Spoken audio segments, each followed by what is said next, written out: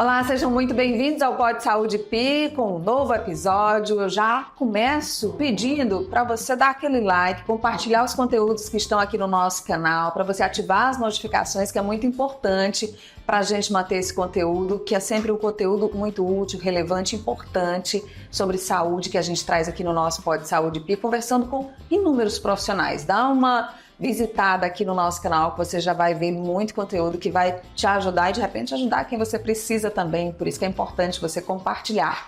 A gente começa também agradecendo aos nossos parceiros que nos ajudam a manter esse projeto no ar, a Unifísio Saúde, a Saulus Telesaúde Humanizada e ao Hospital Flávio Santos. E hoje a gente vai trazer um tema que você vai gostar muito de saber mais sobre. Eu estou muito curiosa para saber sobre esse tema. E nossa convidada é a Estael Sátiro. Ela é fisioterapeuta, mas é gestora em saúde e o tema é deshospitalização. Oi, Estael, tudo bem? Olá, Nádia, tudo bem? Obrigada pelo convite, por me receber. É sempre um prazer poder falar com pessoas de tamanha relevância, né? Principalmente aqui do Piauí, que me recebe muito bem, com muito carinho. Então, estou bem feliz de estar aqui. Muito obrigada por aceitar o nosso convite. Obrigada pelas referências. A Estael também é uma referência. A gente vai entender um pouco mais nessa nossa conversa aqui. E como ela disse, falou que é muito bem-vinda, sempre muito bem recebida aqui no Piauí, porque a Estael é mineira, né, mas trabalha em São Paulo e faz consultorias aqui no Piauí, não só no Piauí, mas também em Pernambuco e lá em São Paulo. Sim, exato, uma rodada boa, né? Quando a gente constrói a nossa carreira, a gente pensa em abranger outros lugares, né? Não só o lugar da nossa formação inicial. E o Piauí me recebeu super bem, inclusive eu fui trazida para cá através de um podcast também, porque eles assistiram um outro podcast e recebi esse convite. Então acho que traz essa expansão, né? Quanto mais a gente fala, mais a gente é ouvido e maior a nossa marca se torna ao longo da jornada. Eu acho que ela já bebeu água do Parnaíba. Vamos fazer um brinde a essa água do Parnaíba, que ela já se sente Piauí. Eu já me sinto. Estael, deshospitalização. Vamos lá, vamos entender, né, o que é isso, como é que isso acontece e por que isso acontece. Tá certo. Daria para falar de vários lugares, né, sim, da deshospitalização. Eu gostaria de falar da minha ótica entusiasta, que é o que eu sempre falo, que é proporcionar para o paciente o melhor que ele pode ter na melhor hora. Mas falando de uma forma mais administrativa da coisa, a desosp eu vou olhar para o meu paciente que está na internação e vou tirar ele de lá. Vou tirar ele de um hospital geral e vou dar para ele a melhor oportunidade dentro da necessidade e da demanda dele. Então, basicamente, eu tenho um paciente que está hospitalizado há muito tempo e o hospital já não é o lugar para ele estar. Então, para onde eu vou levar esse paciente? Vou levar ele para o Home Care, que é a Unifísio Saúde, né, a empresa que eu já estou. É um paciente que vai para um hospital de transição? Ou é um paciente que ele vai para uma clínica ambulatorial? Um paciente que só vai para casa mesmo e já ali encerrou a demanda dele? É entender essa necessidade e tirar ele de lá. Essa é a desosp, né? Essa é a desosp. Para nós muito íntimos é a desosp, porque a deshospitalização é um palavrão quase, né? Isso é uma tendência? A gente pode chamar de tendência? Pode chamar de tendência, sim. A deshospitalização ela vem do critério de elegibilidade, que é outra grande palavra. Hoje a gente olha para o mercado de saúde e a gente entende que eu não tenho leitos disponíveis para todos os pacientes que precisarão. E nem todo paciente precisa estar internado. Então, eu consigo entender a demanda e a necessidade também. E, para além disso, a gente começa a olhar para custo. Porque um paciente que ele está internado dentro de um hospital e ele não precisa estar, ele custa muito para o mercado de saúde, né? Para o hospital em si, custa muito para a operadora, custa muito para a família. E além do custo emocional de não estar em casa, não estar no seu ambiente, não estar ressocializado. Como é que é essa jornada? Você já falou que é entender, né, que o paciente não precisar estar mais naquele ambiente. E a partir daí entra toda essa conversa, incluindo a família, para tirar o paciente daquela expansão. A família é a base de tudo, né? Não tem como, assim. Eu sempre digo que não é um paciente, é uma pessoa que está atravessando um adoecimento. Qualquer um de nós pode estar no momento seguinte, pode estar daqui 2 minutos dentro dessa mesma posição. É claro que a família está no centro de tudo, porque quando o paciente ou o familiar adoece, a família também vai junto. Exato, né? Assume muito o nível do cuidado. Então eu sempre digo assim, muita cautela com quem você vai casar, tá? Principalmente legalmente, porque no momento de adoecimento, a primeira pessoa que vai ser responsável legal por você é com quem você está casado. principalmente se tiver assinadinho ali no cartório, né? Então, quem vai deter ali a tua curatela é o teu companheiro. Também esse cuidado de como é a relação com meu pai, com a minha mãe, ou o meu contato com os meus filhos. Então, assim, a família é o centro do cuidado depois do paciente. Eu olho para o meu paciente, eu entendo qual é o critério dele, em que momento da jornada dele ele está. É um paciente que está no quadro mais agudo, é um paciente no quadro crônico, é um paciente que vai ter uma intercorrência, é um paciente que não vai ter intercorrência. Eu começo a construir os critérios de elegibilidade desse cara. Dentro disso, eu tenho diversos profissionais. Todas as empresas deveriam ter, nem todas têm, mas a grande maioria já está aí trabalhando para isso, um núcleo de deshospitalização, que é o que a Unifisc, por exemplo, tem. Dentro do nosso núcleo de deshospitalização, eu tenho profissionais específicos para essa avaliação. Então, eu tenho o meu médico que vai até o hospital, aplica a escala norteadora, né? Hoje a gente tem a ANEAD, que é onde a gente consegue pontuar. Então, hoje eu olho para o meu paciente e eu vejo, poxa, ele tem demanda de alimentação, é por via artificial, ele come por boca, é um paciente que respira naturalmente, ou ele tem uma via artificial de respiração, usa um ventilador, qual é o nível de mobilidade. Feito isso, eu consigo dimensionar a quantidade de cuidado que essa pessoa vai precisar. Eu tenho uma fisioespecialista em avaliação, então ela avalia o paciente totalmente. A gente preenche uma ficha que é gigantesca, mas é muito necessária porque avaliou todos os Cada aspectos. detalhe vai contar, né? Na hora de... Eu imagino assim, que você vai já continuar o seu raciocínio, mas eu imagino que cada detalhe já nessa ficha gigante vai ser importante para a definição de uma etapa X, Y, Z. 100%. Sabe por quê, Nádia? O que acontece? Se ela não avaliar a mobilidade de forma adequada, eu não sei se eu vou colocar uma cama. Né, uma cama hospitalar. Porque se o meu paciente senta, levanta muito bonitinho, não tem por que eu colocar uma cama hospitalar para ele não tem essa necessidade. Se é um paciente que não está, por exemplo, muito emagrecido, ou que ele já não tem ali tendência para uma lesão, também não tem por que eu colocar um colchão pneumático para ele. Qual que é a meta quando se deshospitaliza? É trazer o paciente para a melhor realidade possível, assim, mais independente, menos disfuncional. Porque ter na nossa casa, por exemplo, uma bomba de infusão, uma cama hospitalar, não é funcional, não é casa. E aí, dando seguimento a isso, obviamente, ou o médico tem que indicar a deshospitalização, principalmente.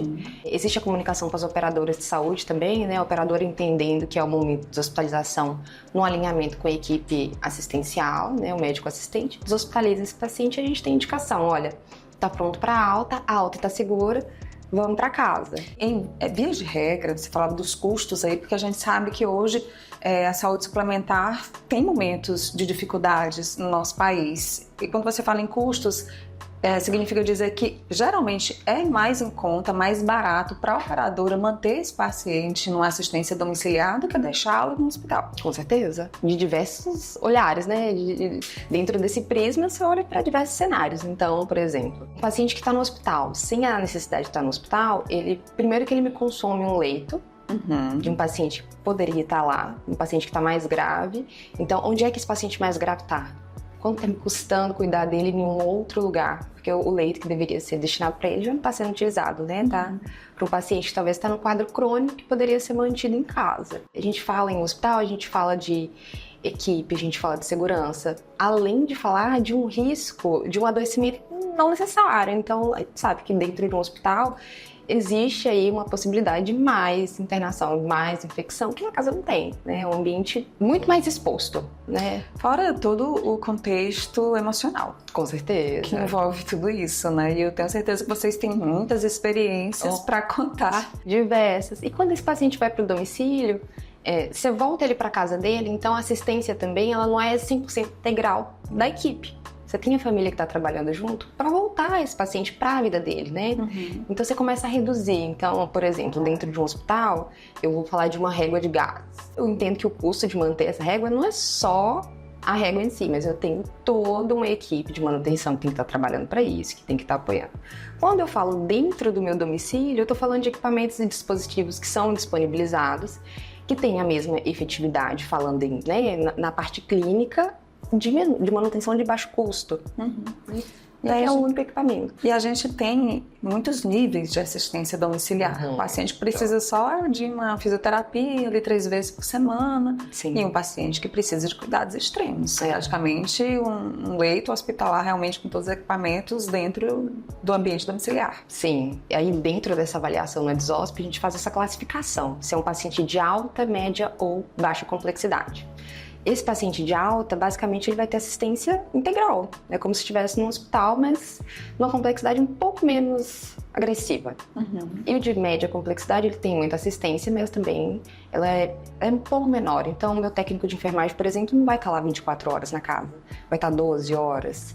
Agora, aquele de baixa, nem sempre vai ter uma assistência tão extensiva, né? Eu não preciso de tantos profissionais envolvidos no cuidado. Mas, se a minha avaliação lá no hospital não for bem preciosista, eu não vou conseguir chegar. Lá no hospital, de quem é a iniciativa de imaginar esse paciente já pode ir para casa?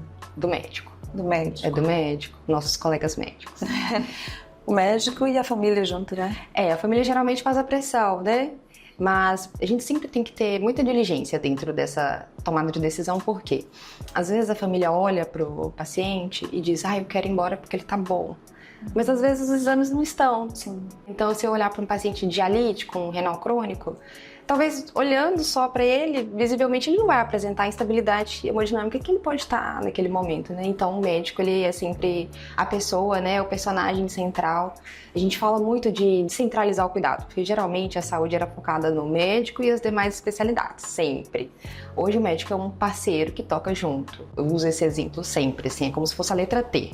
As nossas especialidades, elas são a subidinha do T. Mas o nosso conhecimento, ele vai ficar aqui, então vai ser compartilhado. Se você colocar enfileirado, a gente vai fazer uma linha muito bonita que todo mundo vai percorrer. Esse entendimento do T aí, gente. Óbvio, mas é todo mundo na mesma linha, todo mundo ali no mesmo... lutando junto. Trabalhando junto, de mãos dadas. Sim, eu sei bem o que eu faço, mas eu sei melhor se o seu se complementar com o meu. Quando a gente fala na deshospitalização, a gente tende a pensar em pacientes realmente mais críticos ou em pessoas idosas, mas a gente sabe que isso pode acontecer em qualquer faixa etária da vida, dependendo do adoecimento, do que a pessoa sofreu ali em determinado momento da vida, né? Sim, com certeza. Tem 3 linhas de cuidado muito específicas, né? Então a gente consegue falar de pacientes de reabilitação, pacientes em cuidados continuados e pacientes em cuidados paliativos.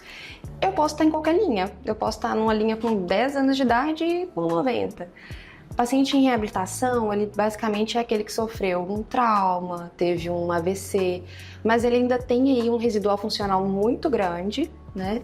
E eu vou conseguir alcançar metas que talvez com outras linhas de cuidado não. Meu cuidado continuado, por exemplo, pode ser a mesma pessoa de AVC, mas foi um AVC muito mais agressivo, que ele perdeu aí as capacidades funcionais dele e possivelmente cognitivas também. Então, aquele paciente que ele demanda muito, não tem funcionalidade quase nenhuma mais. Então, eu não vou conseguir trazer ele para um lugar de reabilitação, mas ele também não é um paciente que vai morrer pelo AVC. Então, ele vai ficar estável. Então, o cuidado dele é continuado. E o cuidado paliativo, que é aquela pessoa que tem uma doença ameaçadora de vida.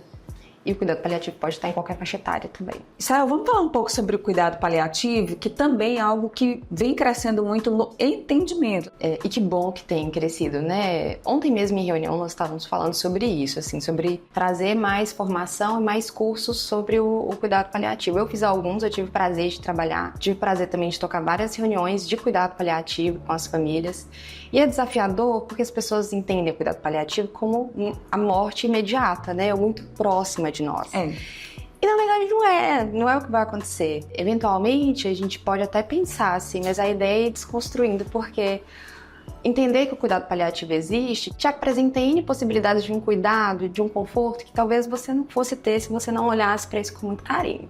O paciente que ele está em cuidado paliativo, você entende que ele tem uma doença que vai ameaçar a vida dele, a continuidade da vida. Mas não quer dizer que aquela morte está prevista para 1 mês, para 2 meses, para 3. Isso é muito construído, por exemplo, em filmes. Sim, verdade. E muitas vezes, determinados diagnósticos, que antes a gente sempre falava, por exemplo, vamos exemplificar, o câncer. Quando você recebia um diagnóstico de câncer, você já recebia aquilo como uma sentença e tudo muda tão rápido. Hoje existem tantas formas de tratamento, né, que dão qualidade de vida, longevidade para o paciente, até mesmo a cura. No caso do paliativo, a gente pode muitas vezes imaginar que a pessoa recebe aquilo como uma sentença. Sim. Não, esse paciente aqui vai para casa ou vai ter um cuidado paliativo e não é exatamente. Ou vou deixar de cuidar porque é cuidado paliativo, então não vou investir. E é o justo oposto. Recentemente nós recebemos um caso muito jovem, né, aqui de Teresina mesmo, que era uma paciente queridíssima, ela já tinha sido diagnosticada com câncer, tratou, deu tudo certo, operou, fez químio, linda. Depois de 10 anos esse câncer voltou e tudo bem, porque pode acontecer. Sim. E aí já não tinha mais o que a gente chama de prognóstico, né? Que é olhar e ver que tem um futuro muito positivo para aquele tratamento. Não tinha mais um prognóstico de grande chance de reabilitação. Então foi trabalhado o cuidado paliativo. E esse cuidado paliativo ele foi trabalhado de uma forma que eu acho muito bonita, que foi, deixa eu te apresentar o real cenário. É a paciente consciente, né? Deixa eu dizer pra você o que vai acontecer com você, pra você dizer pra mim o que você quer. Acho que a beleza do cuidado paliativo é essa, né? É te dizer assim, olha, não tem mais pra onde a gente ir falando em medicina. Mas tem vida, o que você quer da tua vida daqui pra frente? Tem uma previsão de que o câncer pode avançar bastante daqui a 1 mês ou 2. Mas dentro desse tempo, você pode viajar, você pode estar com seus amigos, você pode estudar coisas novas, porque a vida não vai parar. Então, qual é a experiência que te falta e que você não quer partir sem ter sentido, né? A gente teve uma psicóloga queridíssima que eu trabalhei com ela, e ela me disse assim, a minha paciente queria chupar limão. Chupar limão. Deixa ela chupar o limão dela. Que pra gente é trivial, né? E aí o fono me diz, mas a paciente não pode porque ela não deglute bem, ela tem uma disfagia importante. Aí você chega e fala assim, meu amor, mas ele não vai morrer porque tá engasgado com uma saliva. Não é disso, né? Não é daí que parte. E se for também, é o sonho dela, é a vontade dela. Eu olho sempre pro cuidado paliativo desse lugar, né? A experiência é sua, então eu vou te dar o meu melhor. Eu teve paciente que falou assim, eu quero tomar uma cervejinha. Aí o médico, mas não pode, a cerveja realmente não pode, né? Ambiente hospitalar a gente pode dar uma sem álcool. Mas você na sua terminalidade, o que vai mudar? Eu não vou me perdoar se você morrer sem tomar sua cerveja. Então, o cuidado paliativo te permite olhar para o paciente com dignidade na fase final de vida dele. Mas principalmente também cuidar dessa família, porque não é só sobre quem vai, né? É sobre quem fica. Olha, eu tô ouvindo aqui o teu relato e fico imaginando, porque a gente até se emociona. Eu acho que nós todos não estamos, muito poucos estão preparados para saber, para reconhecer o sentido da finitude. Nós todos estamos aqui passando, nós somos finitos. Alguns partem antes, outros vivem mais, outros partem mais cedo. Mas quando você está diante de uma realidade como essa, Israel, você como pessoa, né? Você fala, a gente sente assim um olhar muito acolhedor, né? Um cuidado, porque você é gestora de saúde, você está falando sobre negócios, mas você está falando sobre vida, você está falando sobre fim, você está falando sobre sonhos, você está falando sobre acolhimento. Sim. Como é que você se sente com tudo isso? Olha, eu ouvi recentemente essa frase, ela me pegou muito, né? Que às vezes a gente tem que tirar o chapéu do prestador e colocar o do paciente. Eu tento entender. Eu não tento me colocar porque eu não sei, eu não conheço essa dor. Eu sempre falo isso até nas reuniões, assim, na Unifis a gente também fala sempre. Eu posso dizer que, assim, eu vou te apoiar, eu vou te cuidar, mas eu não consigo entender esse sentimento. Pra mim, a primeira das coisas é essa. Sim. Eu nunca vou dizer pra você, eu entendo o que você tá sentindo. Eu não entendo. Eu não vou me colocar no mesmo lugar que você. Nunca. Porque a dor é sua. Sim. Eu tô ali pra te cuidar. Mas o que eu faço? Às vezes eu vou pra minha casa e choro no chuveiro. Eu vou te acolher, eu vou te dizer, mas às vezes vai doer. E é humano. E eu penso sempre que quando parar de doer em mim, alguma coisa foi embora. É isso. Eu acho que atendimento, eu fico mesmo emocionada. Eu acho que o atendimento humanizado é isso. Com certeza. É você usar todo o conhecimento que você tem, que você adquiriu, que você quer aplicar para ajudar as outras pessoas nos momentos difíceis. É difícil. Eu comecei muito jovem dentro da gestão. Eu sempre falo da saúde mental, que é super importante. Eu tô na psicanálise há alguns anos, justamente para cuidar de mim, cuidar do outro, de um lugar que é meu e que é dele. Mas quando você senta à mesa com uma família e fala assim, olha, eu vou te dar tudo que eu puder, mas tem coisa que não vai precisar. Então é bem desafiador olhar para a família que tem uma pessoa que está em cuidado paliativo e dizer, talvez não vai precisar desse antibiótico. Como é que eu vou dizer para a família desistir de um cuidado que ela acha que é o que vai manter a pessoa viva? Porque dá vontade de dizer, não é essa bactéria que vai matar. E como deixar essa pessoa confortável em não fazer algo? Porque quando a gente olha para o cuidado paliativo, você fala assim, eu vou fazer tudo que eu puder. Mas às vezes não tem que ser feito, assim. Às vezes o que você tem para fazer é pegar essa pessoa, colocar no carro e levar para assistir jogo de futebol. Não dispensar na assistência técnica, né, medicina, mas às vezes é um prazer. Cuidar de memórias que vão ficar. E dentro desse processo da gestão, da deshospitalização, de levar o paciente para casa, de associar isso a todos os cuidados possíveis, eu queria que você falasse um pouco sobre esse trabalho que você está fazendo com a Unifício. Eu amo, gente, eu amo.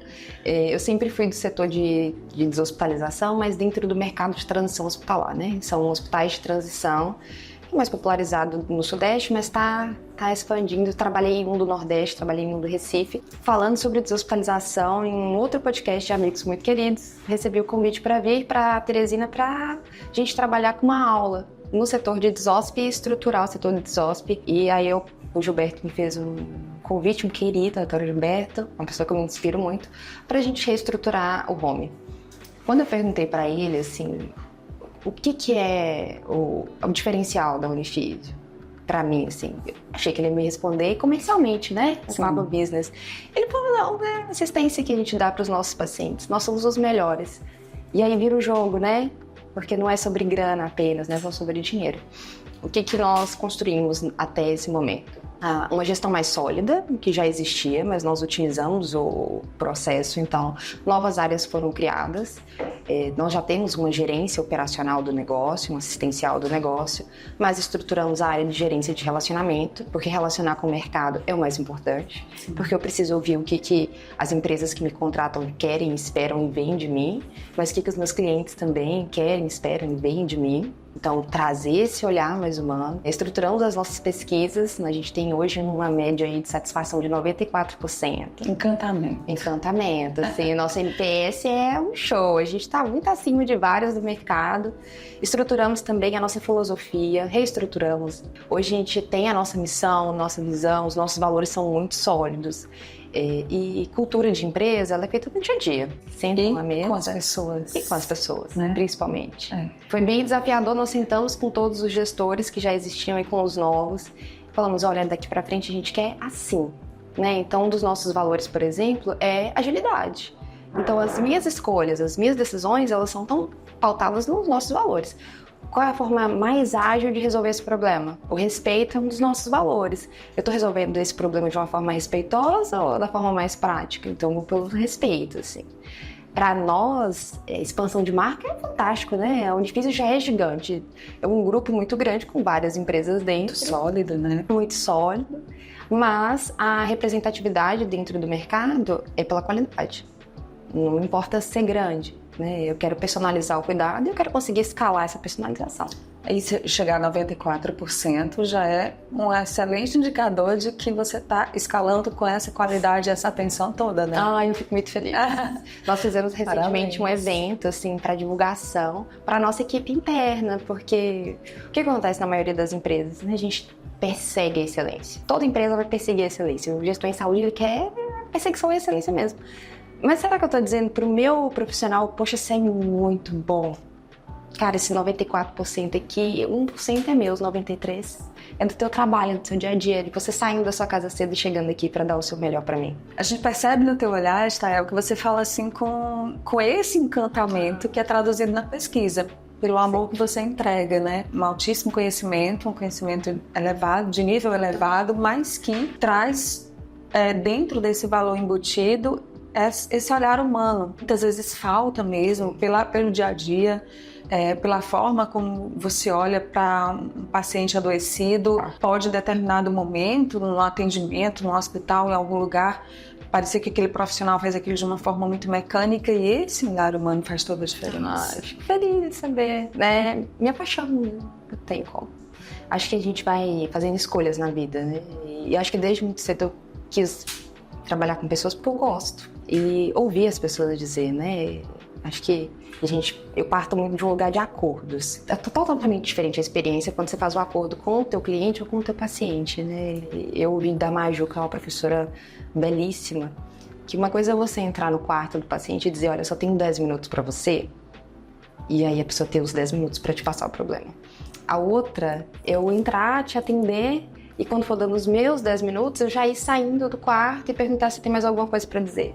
A pessoa não vai dizer porque você não teve nenhuma honestidade de dizer para ela o teu limite de tempo, né?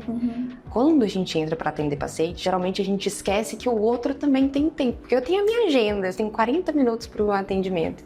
Mas é a sua demanda.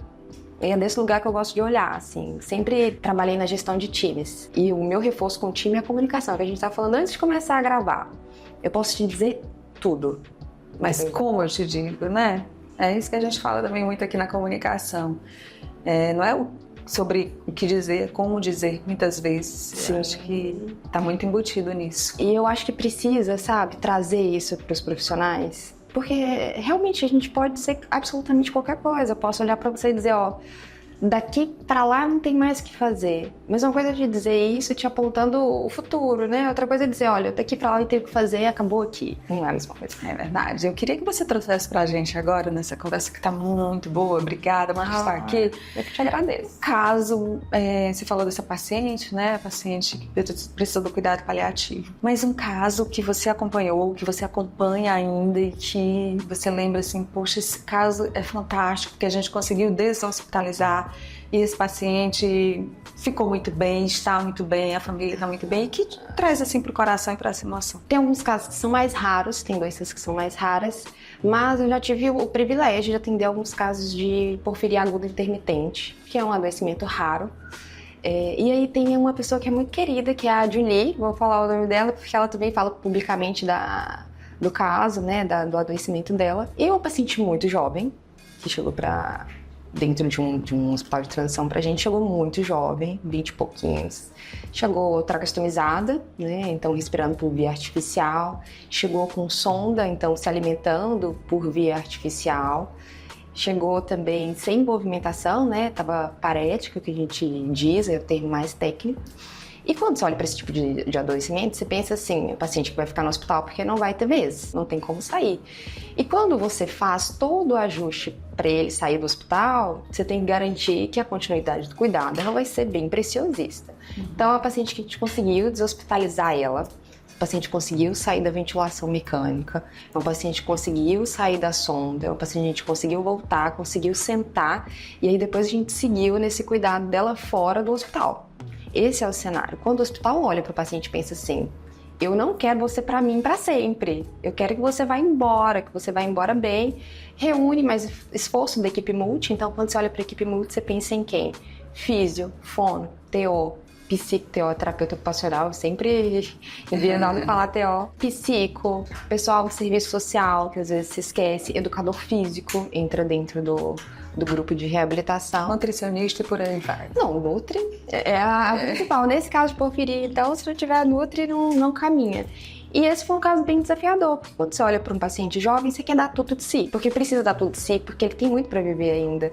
Não que idoso não tenha, mas não permitir que uma pessoa jovem consiga se casar, quando ela era noiva, não consiga ter filho, como ela ainda não tinha, se limita. Então ela casou, teve filhos. Ainda tá vindo, mas ela já voltou a andar, ela já voltou pra função dela, que ela é advogada, menina maravilhosa. Então, é essa construção. Qual que é a minha meta dentro da deshospitalização? Tirar esse paciente do hospital e devolver ele para a vida que ele já tinha.